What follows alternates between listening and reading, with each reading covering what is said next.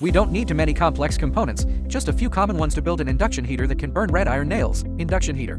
Today we will assemble a simple induction heater based on zero voltage switching. These two ERF 140 MOSFETs are the heart of the circuit, which are responsible for alternating conduction converting 12-volt direct current to high-frequency AC, providing energy for the subsequent heating circuit. Note the pin direction should not be reversed. These are to 3.8 ohm inductors. Their function is high-frequency choke, preventing high-frequency signals from flowing back, and provide stable operating current for the MOSFET, ensuring the circuit does not interfere with the power supply. Now, solder the first 220 ohm resistor, which is connected to a MOSFET's ridge. To limit the driving current, preventing the ridge from being damaged or mechanical vibration.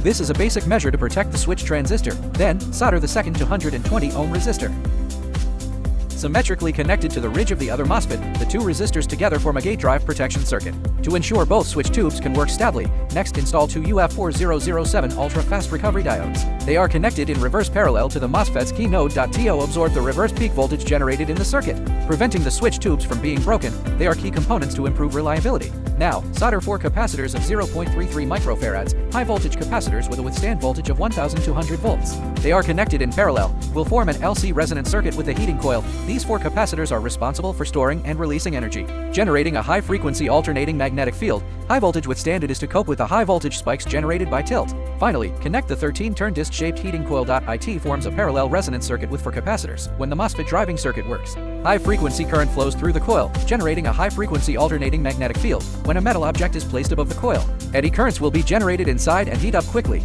After the circuit is initially completed, we use a screwdriver to conduct a vibration test. We bring the screwdriver close to the coil and wait for a moment. We can clearly see that the screwdriver has turned red and hot, indicating that the circuit has successfully oscillated. The circuit is working normally. Finally, we use an iron pot to verify the heating effect. Place the iron pot above the coil. Due to the ferromagnetic and resistivity of the iron pot, the snail quickly generates heat in the pot. In just a few seconds, the bottom of the pot can reach a significant high temperature. It verifies the practical function of this 12-volt induction heating system.